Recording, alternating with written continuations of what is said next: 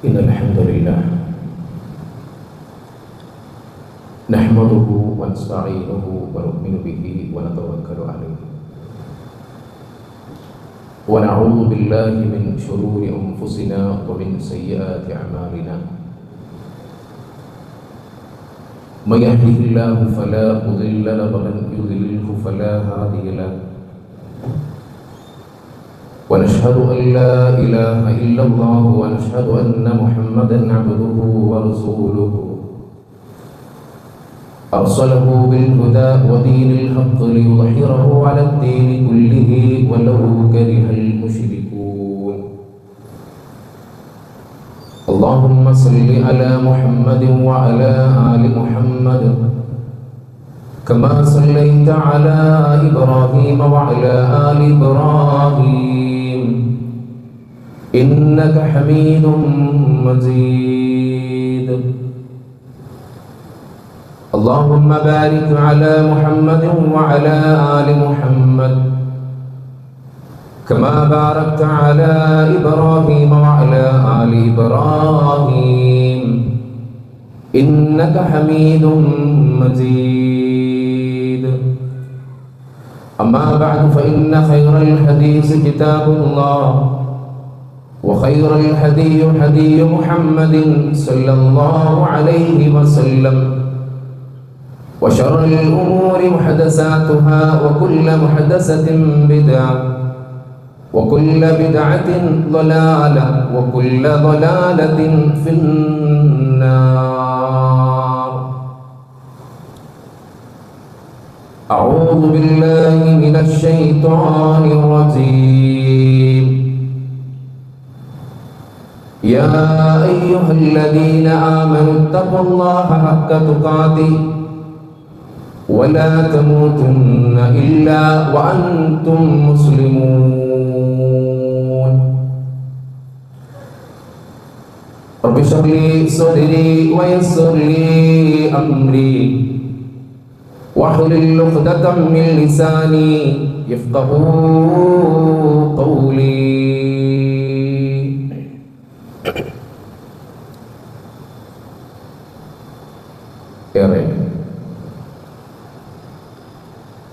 സ്നേഹസമ്പന്നരായ വിശ്വാസിനികളെ, സർവശക്തനും സർവാധിപനും സൃഷ്ടാവുമായ റബ്ബ് സുബ്ഹാനഹു വ തആലയുടെ വിധിയും വിലക്കുകളും അവൻ്റെ ആജ്ഞാ നിർദ്ദേശങ്ങളും ജീവിതത്തിലുടനീളം സൂക്ഷിച്ചുകൊണ്ടും പാലിച്ചുകൊണ്ടും ക്രമീകരിച്ചുകൊണ്ടും ഈ ജീവിതത്തെ ചിട്ടപ്പെടുത്തണമേ എന്നുള്ളത് ഏറെ ഗൗരവത്തോടും അതിലേറെ പ്രാധാന്യത്തോടുകൂടെയും അല്ലാഹുവിൻ്റെ പരിശുദ്ധമായ ഭവനത്തിൽ അവനേറെ ഇഷ്ടപ്പെടുന്ന ദിവസത്തിലും സമയത്തിലും സാഹചര്യത്തിലും ഒരുമിച്ച് കൂടിയ മുഴുവൻ ആളുകളോടും ഓർമ്മപ്പെടുത്തുകയാണ്, ദീനിൻ്റെ പേരിൽ ഉണർത്തുകയാണ്. അല്ലാഹു സുബ്ഹാനഹു വ തആല ആ ഒരു നിലക്ക് തന്നെ അവൻ്റെ ദീനിനെ മനസ്സിലാക്കി ഉൾക്കൊണ്ടുകൊണ്ട് അംഗീകരിച്ചുകൊണ്ട് ജീവിതത്തെ മുന്നോട്ട് നയിക്കുവാനും മരണം ജീവിതത്തിൻ്റെ ഏതു വഴികളിലും സാഹചര്യങ്ങളിലും നമ്മളിലേക്ക് അടുക്കുമ്പോൾ ഈമാനോടുകൂടി ലാ ഇലാഹ ഇല്ലല്ലാഹ് എന്ന കലിമത്തു ഷഹാദ ഉച്ചരിച്ച് മരിക്കുവാനുള്ള ഭാഗ്യം, തൗഫീഖ് അല്ലാഹു സുബ്ഹാനഹു വ തആല നമുക്കും നമ്മുടെ കുടുംബങ്ങൾക്കും പ്രദാനം ചെയ്യുമാറാവട്ടെ. ഒന്നുകൂടി സഫ് പൂർത്തിയാവേണ്ടതുണ്ട്. ജുമഅയുടെ മര്യാദകളിൽ ഏറ്റവും പ്രാധാന്യം നിറഞ്ഞതാണ് സഫിൻ്റെ പൂർത്തീകരണം. ജോലിക്കിടയിലുള്ള ഒരു വിശ്രമ സ്ഥലമായി നമ്മൾ ഈ ഇരുത്തത്തെ കാണരുത്. അല്ലാഹുവിൻ്റെ റസൂലും സഹാബത്തും ഏറ്റവും പ്രാധാന്യത്തോടും ഗൗരവത്തോടും ജുമയുടെ ഇരുത്തത്തെ തങ്ങളുടെ ജീവിതത്തിൽ നിലനിർത്തിയിരുന്നു എന്നതൊക്കെ ഹദീസുകളിൽ നമുക്ക് കാണാൻ കഴിയും. അല്ലാഹു അനുഗ്രഹിക്കുമാറാവട്ടെ.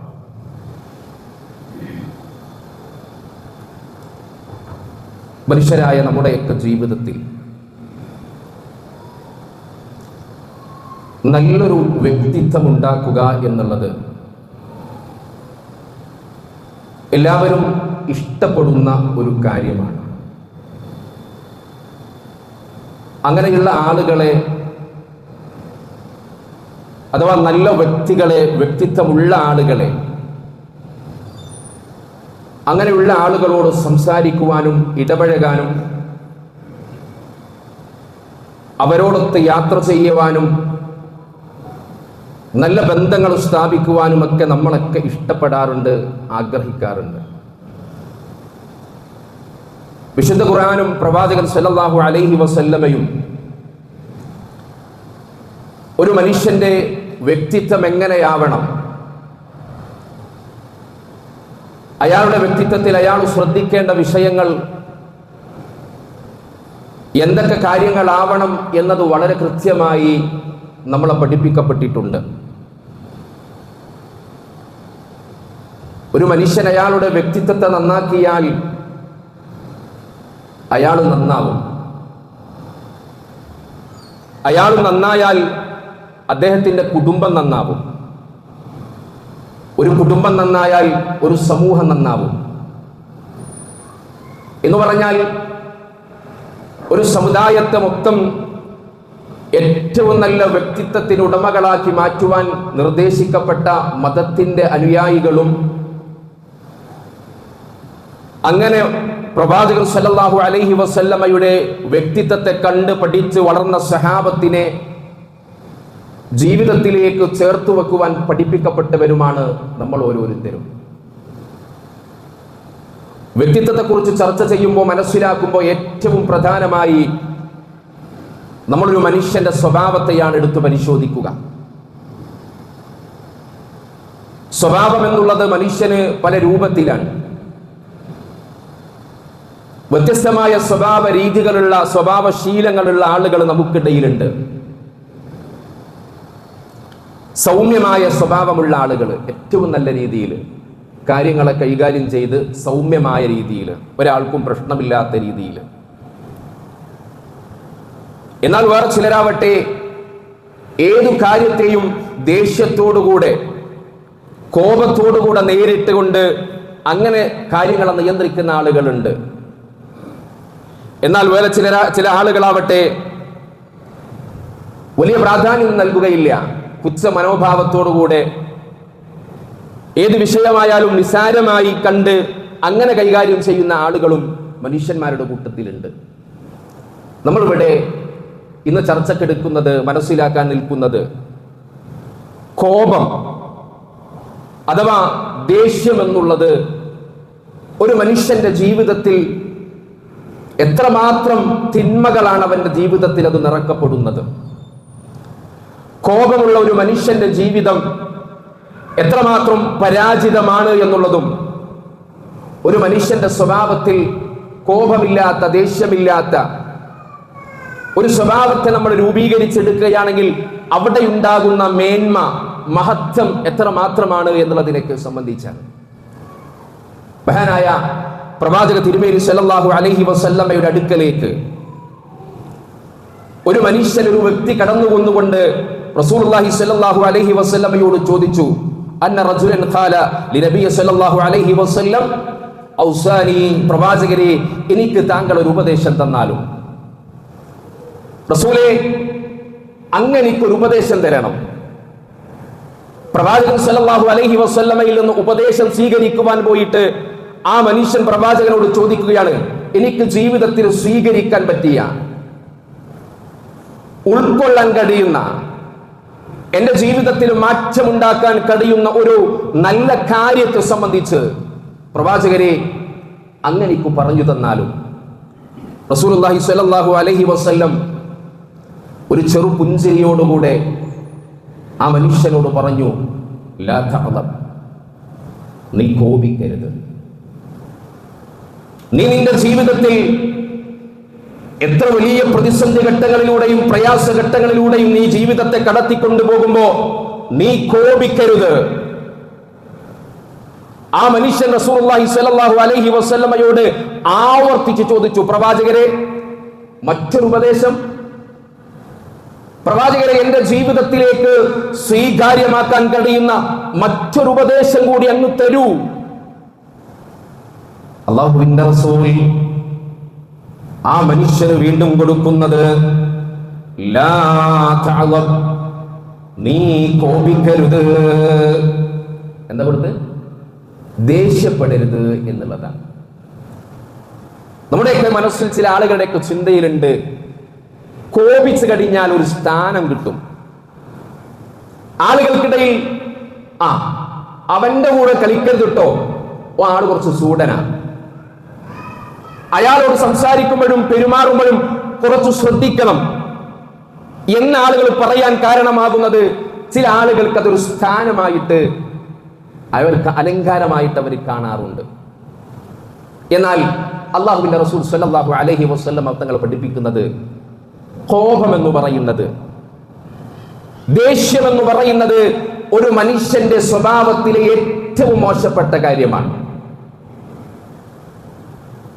നമ്മൾ കോപിക്കാറുണ്ട്. ആരോടൊക്കെയാണ് നമ്മൾ കോപിക്കാറുള്ളത്, ദേഷ്യപ്പെടാറുള്ളത്? നമ്മുടെ ഭാര്യമാരോട് നമ്മൾ കോപിക്കാറുണ്ട്, ദേഷ്യപ്പെടാറുണ്ട്. നമ്മുടെ മക്കളോട് നമ്മൾ ദേഷ്യപ്പെടാറുണ്ട്, ഉമ്മയോട്, ഉപ്പയോട്, സുഹൃത്തുക്കളോട്, അങ്ങനെ തുടങ്ങി നമുക്കാരോടൊക്കെ ആധിപത്യമുണ്ടോ അവരോടൊക്കെ നമ്മൾ കോപിക്കാറുണ്ട്, കയർത്തു സംസാരിക്കാറുണ്ട്. എന്നാൽ അല്ലാഹുവിന്റെ റസൂൽ സ്വല്ലല്ലാഹു അലൈഹി വസല്ലം പറയാണ്, അത് ഏറ്റവും മോശപ്പെട്ട, ഒരു മനുഷ്യന്റെ ജീവിതത്തിലേക്ക് ചേർത്തു വെക്കാൻ പാടില്ലാത്ത, സ്വഭാവ ശുദ്ധീകരണത്തിൽ ഏറ്റവും പ്രധാനമായ അവന്റെ ജീവിതത്തിൽ നിന്ന് എടുത്തു മാറ്റേണ്ട ഒരു സ്വഭാവമാണ് കോപമെന്ന് പറയുന്നത്, ദേഷ്യമെന്ന് പറയുന്നത്. നമ്മളിൽ കോപിക്കാത്ത ആളുകളുണ്ടോ? ഇല്ല. കോപം എന്നുള്ളത് മനുഷ്യ സഹജമാണ്. ചില കാര്യങ്ങൾ കാണുമ്പോൾ ദേഷ്യം, കോപം അത് മനുഷ്യ സഹജമായി കൊണ്ട് കടന്നു വരും. പക്ഷേ അതിനെ നിയന്ത്രിക്കുവാൻ കഴിയണം ഒരു വിശ്വാസിക്ക്. തന്റെ സംസാരത്തെയും തന്റെ പെരുമാറ്റത്തെയും നിയന്ത്രണമില്ലാതെ ആരുടെ മേലും കോപിക്കുന്ന ഒരവസ്ഥയിലേക്ക് ഒരു വിശ്വാസിയുടെ സ്വഭാവം മാറാൻ പാടില്ല. റസൂലുള്ളാഹി സ്വല്ലല്ലാഹു അലൈഹി വസല്ലം ഒരിക്കൽ പറഞ്ഞു, നിങ്ങളിൽ ഏറ്റവും നല്ല ശക്തൻ ആരാണെന്നറിയുമോ?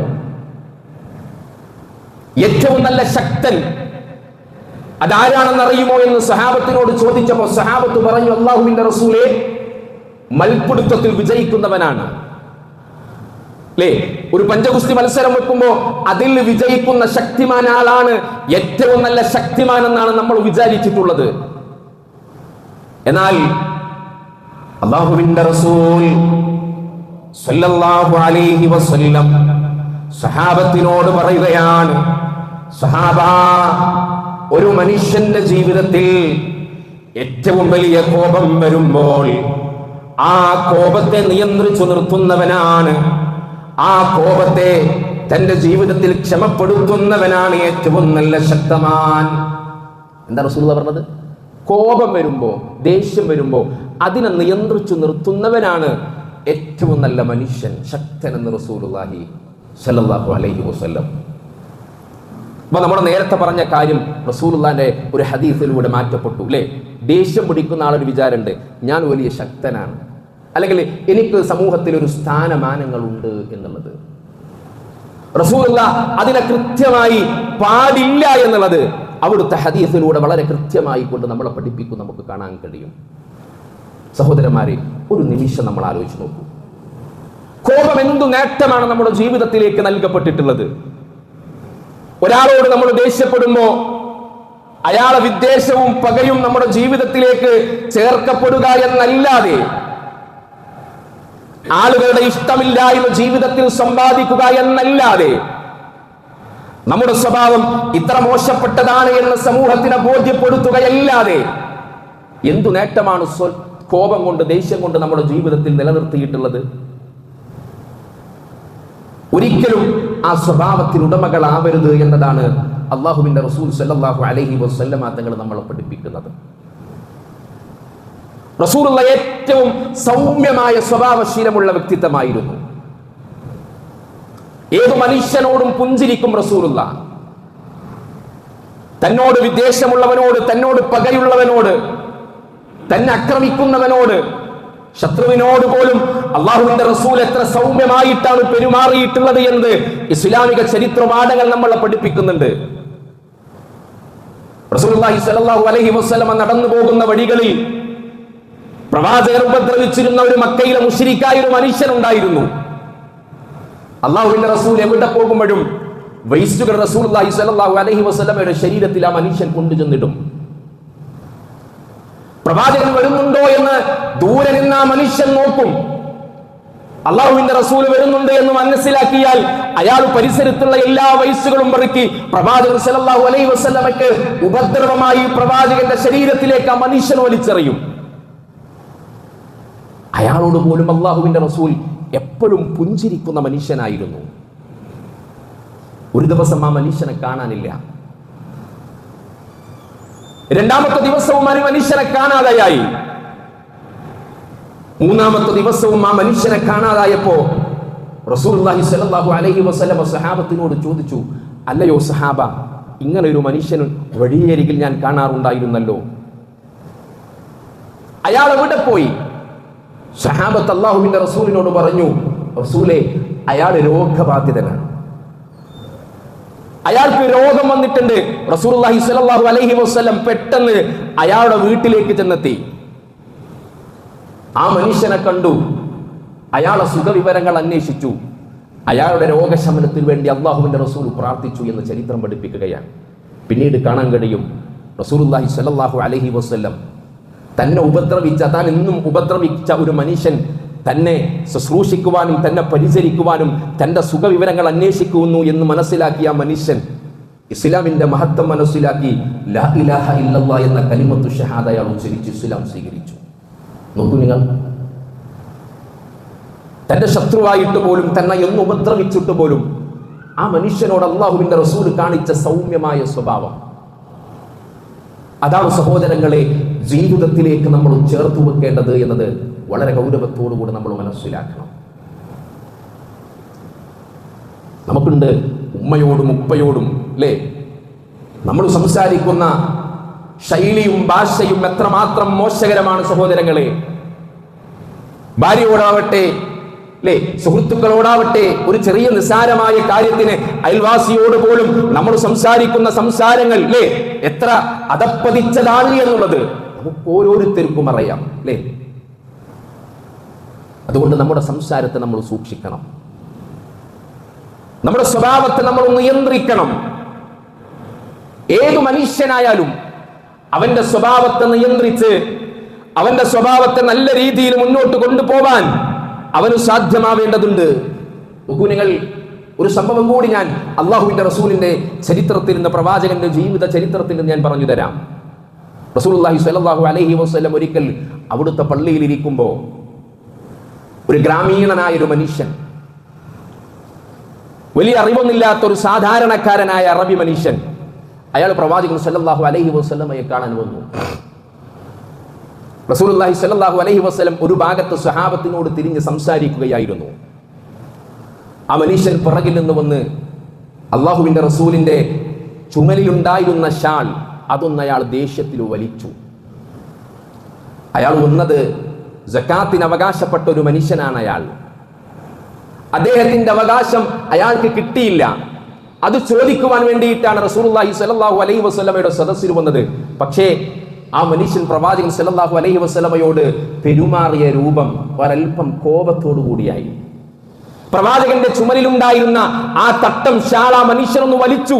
ഹദീസിൽ കാണാൻ കഴിയും, അത് വലിച്ചത് മൂലം റസൂലുള്ളാഹി സ്വല്ലല്ലാഹു അലൈഹി വസല്ലമയുടെ ചുമലിൽ ഒരു ചെറിയ പാട് വന്നു. അത്രമാത്രം ശക്തമായിട്ടാണ് ആ മനുഷ്യൻ വലിച്ചത്. റസൂലുള്ളാഹി പെട്ടെന്ന് തിരിഞ്ഞു നോക്കി, ആരാ? ആ മനുഷ്യൻ പറഞ്ഞു, എന്റെ അവകാശം എനിക്ക് കിട്ടിയില്ല. റസൂലുള്ളാഹി സ്വല്ലല്ലാഹു അലൈഹി വസല്ലം ആ മനുഷ്യനോടും ചെറുപുഞ്ചിരിയോടുകൂടെ സമാധാനിപ്പിച്ചു പറഞ്ഞു, സഹാബ, ആ മനുഷ്യന്റെ സക്കാത്ത് കൊടുക്കണം. നോക്കൂ നിങ്ങൾ, എത്ര മാന്യമായി, എത്ര സൗമ്യമായി ഏതു മനുഷ്യനോടും ഏതു പ്രായക്കാരോടും ഏതു ശത്രുവിനോട് പോലും എങ്ങനെയാണ് പെരുമാറേണ്ടത് ഒരു വിശ്വാസി എന്നത് അള്ളാഹുവിന്റെ റസൂൽ സല്ലല്ലാഹു അലൈഹി വസല്ലം അവിടുത്തെ ജീവിതത്തിൽ കാണിച്ചു തന്നെങ്കിൽ അല്ലേ, നമ്മൾ നിസ്സാരമായ കാര്യങ്ങൾക്ക് ഉമ്മയോട്, ഉപ്പയോട്, സഹോദരങ്ങളോട്, അയൽവാസിയോട്, കൂടെ ജോലി ചെയ്യുന്നവനോട് നമ്മൾ എടുക്കുന്ന സ്വഭാവം എത്ര മോശപ്പെട്ടതാണ് സഹോദരന്മാരെ. വളരെ ഗൗരവത്തോടുകൂടെ നമ്മൾ ചിന്തിക്കണം. അല്ലാഹുവിന്റെ റസൂൽ സല്ലല്ലാഹു അലൈഹി വസല്ലം പറയാൻ, നിങ്ങളുടെ സംസാരത്തെ നിങ്ങൾ സൂക്ഷിക്കണം. അതിനെ ശബ്ദത്തിൽ ഉയർത്തി നിങ്ങൾ തർക്കിക്കുന്ന രൂപത്തിൽ നിങ്ങൾ സംസാരിക്കരുത്.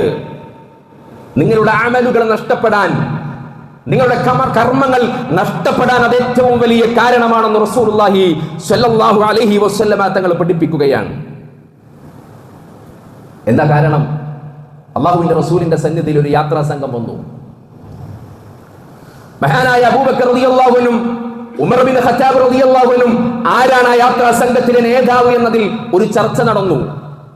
ഉമർ ബിൻ ഖത്താബ് റളിയല്ലാഹു അൻഹു പറഞ്ഞു, ആ മനുഷ്യൻ എല്ലാം കൊണ്ടും യോഗ്യനാണ്. അബൂബക്കർ റളിയല്ലാഹു അൻഹു പറഞ്ഞു, അയാളെക്കാൾ നല്ലൊരു യോഗ്യൻ മറ്റൊരാളുണ്ട്. രണ്ടുപേരും തമ്മിൽ അഭിപ്രായമാണ് രേഖപ്പെടുത്തിയത്. പക്ഷേ അള്ളാഹുവിന്റെ റസൂലിന്റെ സദസ്സിലാണ്. പ്രവാചകന്റെ ശബ്ദത്തിനു മീതെ ആ ശബ്ദം പോയപ്പോ വിശുദ്ധ ഖുർആൻ സൂറത്ത് ഹുജറാത്തിലൂടെ പഠിപ്പിക്കുകയാണ്, നിങ്ങളുടെ സംസാരത്തെ നിങ്ങൾ താഴ്ത്തിയില്ലെങ്കിൽ നിങ്ങളുടെ അമലുകൾ നഷ്ടപ്പെടുമെന്ന് ഖുർആൻ.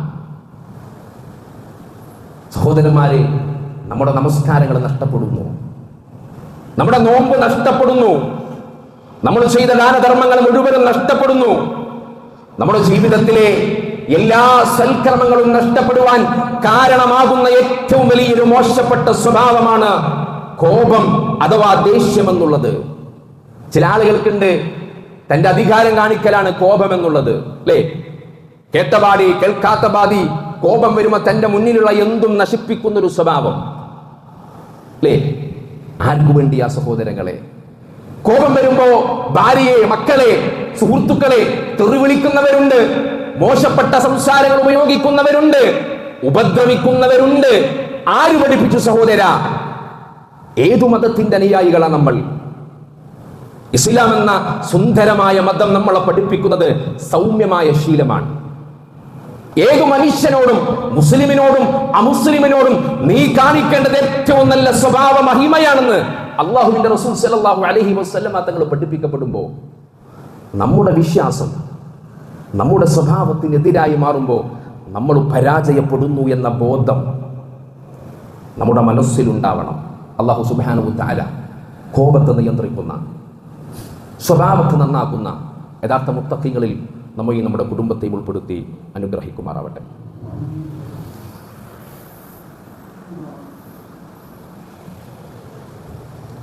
അൽഹംദുലില്ലാഹ് വസ്സലാത്തു വസ്സലാമു അലാ റസൂലിൽ അമീൻ വഅലാ ആലിഹി വസ്വഹാബിഹി അജ്മഈൻ, അമ്മാ ബഅദ്. ഒരിക്കൽ കൂടി അല്ലാഹു സുബ്ഹാനഹു വ തആലയുടെ വിധിവിലക്കുകളെ കൃത്യമായി പാലിച്ചും ക്രമീകരിച്ചും ജീവിതത്തെ ചിട്ടപ്പെടുത്തണമേ എന്നുള്ളത് ഓർമ്മപ്പെടുത്തുകയാണ്, ഉപദേശിക്കുകയാണ്. റസൂലുള്ളാഹി സ്വല്ലല്ലാഹു അലൈഹി വസല്ലം ഒരിക്കൽ സഹാബത്തുമായി ഒരുമിച്ചിരിക്കുന്നൊരു സദസ്സിൽ സഹാബത്തിനോട് പറഞ്ഞു, ഇനി ഈ സദസ്സിലേക്ക് വരുന്ന മനുഷ്യൻ അയാൾ സ്വർഗത്തിലാണ്. നമ്മളൊക്കെ കേട്ട ചരിത്രമാണ്, വർഷങ്ങളായി നമ്മൾ കേട്ടുകൊണ്ടിരിക്കുന്നു. സഹാബത്ത് ആരാണെന്ന് നോക്കി ഒരാൾ വന്നു. മറ്റൊരു സഹാബി ആ മനുഷ്യന്റെ കൂടെ അദ്ദേഹത്തിന്റെ വീട്ടിൽ താമസിക്കാൻ പോയി. എന്തുകൊണ്ടാണ് ഇയാൾക്ക് റസൂലുള്ളാഹി സ്വല്ലല്ലാഹു അലൈഹി വസല്ലം സ്വർഗം കിട്ടുമെന്ന് പറയാനുള്ള സ്വഭാവം? എന്തു വ്യക്തിത്വമാണ് ആ മനുഷ്യന്റെ ജീവിതത്തിൽ ഉള്ളത് എന്ന് പരിശോധിക്കുവാൻ ഒന്നല്ല രണ്ടല്ല 3 ദിവസം ആ മനുഷ്യന്റെ കൂടെ താമസിച്ചു. എന്നിട്ട് ആ സഹാബിയോട് ചോദിച്ചു, ഞാൻ ചെയ്യുന്ന കർമ്മങ്ങൾ തന്നെയാണ് അങ്ങും അങ്ങയുടെ ജീവിതത്തിൽ ചെയ്യുന്നത്. നിങ്ങൾ നമസ്കരിക്കുന്നുണ്ട്, നോമ്പ് നോൽക്കുന്നുണ്ട്, സുന്നത്തായ കർമ്മങ്ങൾ ചെയ്യുന്നുണ്ട്, ദാനധർമ്മങ്ങൾ ചെയ്യുന്നു, ഇതൊക്കെ ഞാനും ചെയ്യുന്നു. പക്ഷേ അങ്ങ് സ്വർഗത്തിലാണെന്ന് റസൂലുള്ളാഹി സ്വല്ലല്ലാഹു അലൈഹി വസല്ലമ പറഞ്ഞു. അതെന്താണെന്ന് എനിക്ക് മനസ്സിലായില്ല. ആ മനുഷ്യൻ പറഞ്ഞത്, ഞാൻ എന്നും കിടന്നുറങ്ങാൻ പോകുന്ന സമയത്ത് എനിക്ക് ലോകത്തൊരു മനുഷ്യനോടും എനിക്ക് വിദ്വേഷമില്ല, ഒരാളോട് പോലും ദേഷ്യമോ പകയോ ഇല്ലാതെയാണ് ഞാൻ എൻ്റെ കിടക്കപ്പായയിലേക്ക് പോകുന്നത്. അതായിരിക്കും ഒരു പക്ഷേ എന്ന് ആ മനുഷ്യൻ ആ സഹാബിയോട് പറയുമ്പോൾ, സഹോദരങ്ങളെ, സ്വർഗം കിട്ടാൻ കാരണമാവുന്ന ഏറ്റവും നല്ല സ്വഭാവം കോപമില്ലാത്ത സ്വഭാവമാണ്. റസൂലുള്ളാഹി സ്വല്ലല്ലാഹു അലൈഹി വസല്ലം ആ കോപത്തെ നിയന്ത്രിക്കുവാനുള്ള മാർഗങ്ങൾ വരെ നമുക്ക് പഠിപ്പിച്ചു തന്നിട്ടുണ്ട്. നോക്കൂ നിങ്ങൾ ചരിത്രത്തിൽ കാണാൻ കഴിയും, റസൂലുള്ളാഹി സ്വല്ലല്ലാഹു അലൈഹി വസല്ലം രണ്ടാളുകൾ തമ്മിൽ തർക്കം കൂടുന്നത് കാണുകയാണ്. പ്രവാചകൻ സ്വല്ലല്ലാഹു അലൈഹി വസല്ലം ആ രണ്ടുപേരെയും ശ്രദ്ധിച്ചു. അതിലൊരാളുടെ കോപം കൊണ്ട് അയാളുടെ സംസാരം ഇടറുന്നു, അയാളുടെ കണ്ണുകൾ ചുവന്നു തുടങ്ങി, അയാളുടെ കഴുത്തിന് വണ്ണം വെക്കാൻ തുടങ്ങി എന്ന് പറഞ്ഞാൽ അത്രമാത്രം ശക്തമായിട്ട് അയാൾ പ്രതികരിക്കുന്നു. റസൂലുള്ളാഹി സ്വല്ലല്ലാഹു അലൈഹി വസല്ലം ആ മനുഷ്യനെ വിളിച്ചുകൊണ്ട് ഉപദേശിക്കുന്നതായി കൊണ്ട് നമുക്ക് കാണാൻ കഴിയും. ഞാൻ മനസ്സിലാക്കിയ ഒരു വാചകം, ഒരു പദങ്ങൾ ആ മനുഷ്യൻ പഠിച്ചിരുന്നെങ്കിൽ, ചൊല്ലിയിരുന്നെങ്കിൽ അദ്ദേഹത്തെ കോപത്തെ നിയന്ത്രിക്കുമായിരുന്നു. എന്നിട്ട് റസൂലുള്ളാഹി സ്വല്ലല്ലാഹു അലൈഹി വസല്ലം പറഞ്ഞു, അഊദു ബില്ലാഹി മിനശ് ശൈത്വാനിർ റജീം. എത്ര സുന്ദരമായി! നമുക്കറിയാത്ത പദമല്ല, വാചകമല്ല. അല്ലാഹുവിന്റെ റസൂൽ പറയാ, കോപം വരുമ്പോൾ അതിനെ നിയന്ത്രിക്കാൻ അഊദു ബില്ലാഹി മിനശ് ശൈത്വാനിർ റജീം, ആ ശപിക്കപ്പെട്ട പിശാചിൽ നിന്ന് അല്ലാഹുവിനോട് ശരണം തേടണം. അപ്പൊ കോപം കൊണ്ടുവരുന്നത് പിശാചാണ്, നമ്മുടെ ശത്രുവാണ് ആ പിശാച്. മനുഷ്യൻ ഏതൊക്കെ മാർഗത്തിൽ നിന്ന്, നന്മയുടെ മാർഗത്തിൽ നിന്ന് തിന്മയുടെ വഴികളിലേക്ക് നയിക്കുവാൻ കഴിയുമോ ആ വഴികളിലൂടെയൊക്കെ മനുഷ്യനെ നിയന്ത്രിക്കുവാൻ പരിശ്രമിച്ചു കൊണ്ടിരിക്കുന്നവനാണ് ശൈത്വാൻ. കോപം അത് ശപിക്കപ്പെട്ട പിശാചിൽ നിന്ന് ശരണം തേടണമെന്ന് റസൂലുള്ളാഹി സ്വല്ലല്ലാഹു അലൈഹി വസല്ലം. രണ്ടാമതായി കാണാം, അല്ലാഹുവിന്റെ റസൂൽ സ്വല്ലല്ലാഹു അലൈഹി വസല്ലം തങ്ങൾ പഠിപ്പിക്കുകയാണ്, കോപം നിയന്ത്രിക്കണമെങ്കിൽ നിങ്ങൾ മൗനം പാലിക്കണം.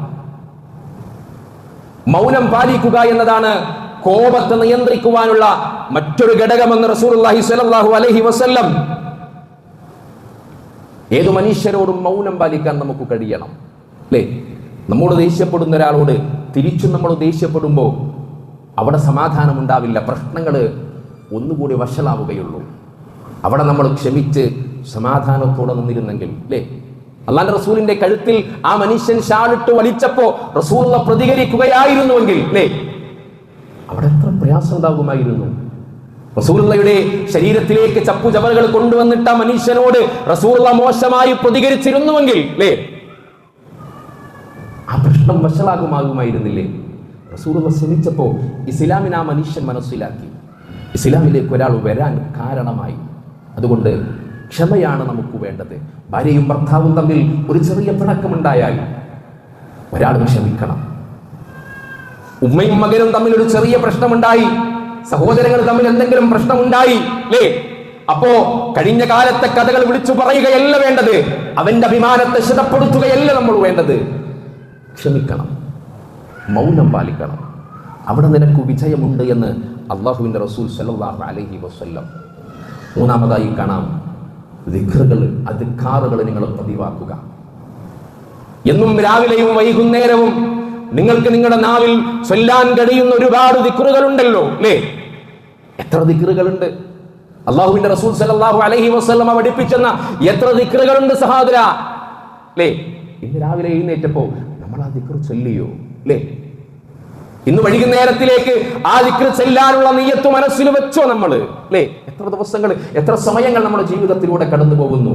പാട്ട് കേൾക്കാൻ, മൊബൈൽ റീൽസ് കാണാൻ, അല്ലേ, ഫേസ്ബുക്കിൽ കയറാൻ നമുക്ക് സമയമുണ്ട്, അല്ലേ? രാവിലെ പത്രം വായിക്കാൻ നമുക്ക് സമയമുണ്ട്, രാത്രിയിലെ ജോഗിങ്ങിന് പോകുവാനും എക്സസൈസിന് പോകാനും നമുക്ക് സമയമുണ്ട്, അല്ലേ? 10 മിനിറ്റ് 15 മിനിറ്റ് നീണ്ടു നിൽക്കുന്ന ഒരു പ്രാർത്ഥന ജീവിതത്തിൽ നിലനിർത്തുവാൻ നമുക്ക് സാധ്യമാവുന്നില്ലെങ്കിൽ എങ്ങനെ നമ്മുടെ സ്വഭാവത്തെ നിയന്ത്രിക്കുവാൻ നമുക്ക് സാധ്യമാവും?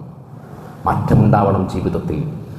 അല്ലാഹുവിന്റെ റസൂൽ സ്വല്ലല്ലാഹു അലൈഹി വസല്ലം നാലാമതായി കോപത്തെ നിയന്ത്രിക്കുവാൻ വേണ്ടി, ദേഷ്യത്തെ നിയന്ത്രിക്കുവാൻ വേണ്ടി റസൂലുള്ളാഹി സ്വല്ലല്ലാഹു അലൈഹി വസല്ലം പറഞ്ഞു, നീ സൂറത്തുൽ ബഖറ ഒരൽപ്പമെങ്കിലും ദിവസവും പാരായണം ചെയ്യണം. ഏതാ? സൂറത്തുൽ ബഖറ, അല്ലേ? റസൂലുള്ളാഹി സ്വല്ലല്ലാഹു അലൈഹി വസല്ലം വീട്ടിലേക്ക് പിശാച് വരാതിരിക്കുവാൻ വേണ്ടി പോലും സൂറത്തുൽ ബഖറ പാരായണം ചെയ്തുവാൻ പറഞ്ഞുവെങ്കിൽ അതിൻ്റെ അടിസ്ഥാനം പിശാച് നമ്മളിലേക്ക് അടുക്കാതിരിക്കാനാണ്. നമ്മളിൽ എത്ര ആളുകൾ പരിശുദ്ധ റമളാൻ കഴിഞ്ഞിട്ട് ഖുർആൻ തൊട്ടു, അല്ലേ? റമദാൻ കഴിഞ്ഞൂലേ, ഒരു മാസം ഏകദേശം അടുക്കാനായില്ലേ, എത്ര ആളുകളില്ലേ ആ ഖുർആൻ പാരായണം നിലനിർത്തി എന്നുള്ളത് വളരെ ഗൗരവത്തോടു കൂടി നമ്മൾ ആലോചിക്കണം. അതുകൊണ്ട് നമ്മുടെ സ്വഭാവം രൂപീകരണത്തിന് നമുക്ക് വലിയ പങ്കുണ്ട്.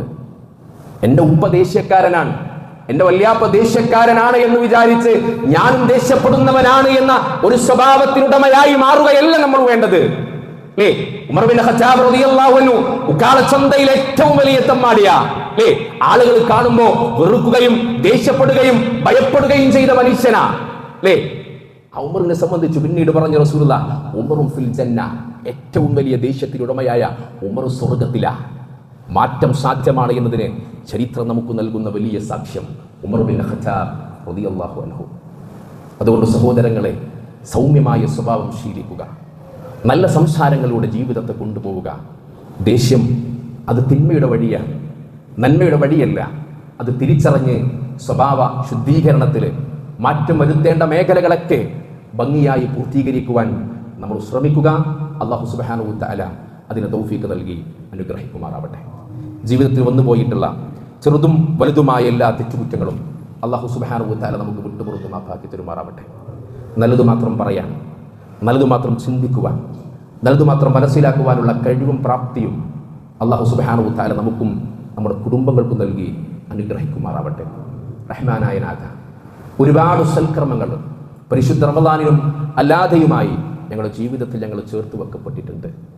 അത് നഷ്ടപ്പെടാതെ പരലോകത്തെ ഏറ്റവും നല്ല അമലായി സ്വീകരിക്കുന്ന മുത്തഖീങ്ങളിൽ മുവഹ്ഹിദുകളിൽ ഞങ്ങളെ ഞങ്ങളുടെ കുടുംബത്തിനെ ഉൾപ്പെടുത്തി അനുഗ്രഹിക്കണമേ നാഥ. അല്ലാഹുവേ, അറിഞ്ഞും അറിയാതെയും ഒരുപാട് തെറ്റുകളിലൂടെ തിന്മകളിലൂടെ ഞങ്ങളുടെ കുടുംബങ്ങളും കടന്നുപോയിട്ടുണ്ട്.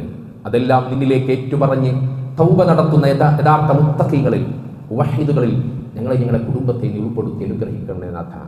അല്ലാഹുവേ, രോഗം കൊണ്ട്, കടം കൊണ്ട്, മറ്റു പല പ്രയാസങ്ങൾ കൊണ്ടും ബുദ്ധിമുട്ടുന്ന പലരും ഞങ്ങളുടെ കൂട്ടത്തിലുണ്ട്. മാരകമായ രോഗങ്ങൾ കടിമപ്പെട്ട് വിഷമിക്കുന്ന, വേദന അനുഭവിക്കുന്ന, സാമ്പത്തികമായി പ്രയാസങ്ങൾ ബുദ്ധിമുട്ടുന്ന പലരും പ്രാർത്ഥനയ്ക്ക് വസിയ്യത്ത് നൽകപ്പെട്ടിട്ടുണ്ട്. അല്ലാഹുവേ, അവരുടെ രോഗം നീ ശിഫ നൽകി പൂർണ്ണാരോഗ്യത്തോടെ, സന്തോഷത്തോടെ, സമാധാനത്തോടെ അവരുടെ കുടുംബത്തോടൊപ്പം ചേരുവാൻ അവർക്ക് നീ തൗഫീഖ് നൽകണമേ നാഥ. അല്ലാഹുവേ, അത്തരം രോഗങ്ങൾ അനുഭവിക്കുന്ന ആളുകൾക്ക്, വേദനകൾ അനുഭവിക്കുന്ന ആളുകൾക്ക് ക്ഷമിക്കുവാനും സഹിക്കുവാനുമുള്ള സന്മനസ്സു നൽകി അവർ നീ അനുഗ്രഹിക്കണമേ നാഥ. അല്ലാഹുവേ, അവ വേദന അനുഭവിക്കുന്ന ആളുകൾക്ക് അവരുടെ പാപങ്ങൾ ഇവർക്ക് നീ പുറത്തു കൊടുക്കണമേ നാഥ. അത്ര മാരകമായ രോഗങ്ങൾ കടിമപ്പെട്ട് ജീവിതത്തെ പ്രയാസകരമായി മുന്നോട്ട് നയിക്കുമ്പോഴും അവർക്കൊരു പോരായ്മയും വരുത്താതെ അവരെ ശുശ്രൂഷിക്കുന്ന അവരുടെ കുടുംബക്കാർക്ക് അല്ലാഹുവേ റഹ്മത്തും ബർക്കത്തും അവരുടെ ജീവിതത്തിൽ നൽകി അനുഗ്രഹിക്കണമേ നാഥ. അല്ലാഹുവേ, കടം കൊണ്ട്, സാമ്പത്തികമായി പ്രയാസങ്ങൾ കൊണ്ട് ബുദ്ധിമുട്ടുന്ന പലരുമുണ്ട്. അല്ലാഹുവേ, കടം കൊണ്ട് വലിഞ്ഞ ആളുകൾക്ക് ഹലാലായ മാർഗത്തിലൂടെ സമ്പാദ്യങ്ങൾ സ്വീകരിച്ച് കടം പൂർത്തീകരിക്കുവാനുള്ള തൗഫീഖ് നൽകി അനുഗ്രഹിക്കണമേ നാഥ. അല്ലാഹുവേ, സമ്പത്തിൽ ബർക്കത്ത് നൽകണമേ നാഥ. അല്ലാഹുവേ, മക്കളിൽ ബർക്കത്ത് നൽകണമേ നാഥ. അല്ലാഹുവേ, തിന്മകൾ നിറഞ്ഞൊരു ലോകത്താണ് ഞങ്ങൾ ജീവിക്കുന്നത്. ആൺമക്കളും പെൺമക്കളും ഏതു സമയത്തും വഴിതെറ്റുമെന്ന പേടിയോടുകൂടെ ജീവിതത്തിൻ്റെ ഓരോ സെക്കൻഡുകൾ ഞങ്ങൾ മുന്നോട്ട് നയിച്ചു കൊണ്ടിരിക്കുന്നു. ലഹരി എന്ന വലിയ തിന്മ ഏതു സമയവും ഞങ്ങളുടെ കുടുംബത്തിലേക്ക് ചേരുമെന്ന പേടിയോടുകൂടെയാണ് നാഥ ഞങ്ങൾ ജീവിക്കുന്നത്. അല്ലാഹുവേ, ആ വലിയ വിപത്തിൽ നിന്നും ഞങ്ങളെ ഞങ്ങളുടെ കുടുംബത്തെ നീ സംരക്ഷിക്കണമേ നാഥ. അല്ലാഹുവേ, ഈ നാടിനെ നീ സംരക്ഷിക്കണമേ നാഥ. അല്ലാഹുവേ, ഈ നാടിലെ മുഴുവൻ മനുഷ്യർക്കും സമാധാനവും സന്തോഷവും നൽകി അനുഗ്രഹിക്കണമേ നാഥ. അല്ലാഹുമ്മ അഫ്ൽ മുഅ്മിനീന വൽ മുഅ്മിനാത്ത് വൽ മുസ്ലിമീന വൽ മുസ്ലിമാത്ത് വൽ അഹ്യാഉം വൽ അംവാത്ത് ഇന്നക മുജീബു ദഅവാതി യാ ഖാദിൽ ഹജാത്ത്. അല്ലാഹുമ്മ അസ്ർനാ മിനൻ നാർ, അല്ലാഹുമ്മ അസ്ർനാ മിനൻ നാർ, അല്ലാഹുമ്മ അസ്ർനാ മിനൻ നാർ. ആമീൻ ആമീൻ വറഹ്മതിക യാ അർഹമുർ റഹീമീൻ. അതേപോലെ തന്നെ പ്രാർത്ഥനയ്ക്ക് വസിയ്യത്ത് നൽകപ്പെട്ട ഒരുപാട് ആളുകളുണ്ട്. രോഗം മാറാനും അതേപോലെ തന്നെ മരണപ്പെട്ടവരും അങ്ങനെ തുടങ്ങിയ പലരും. എല്ലാവർക്കും വേണ്ടിയും ആത്മാർത്ഥമായി നമ്മൾ പ്രാർത്ഥിക്കണം. അല്ലാഹു അനുഗ്രഹിക്കട്ടെ.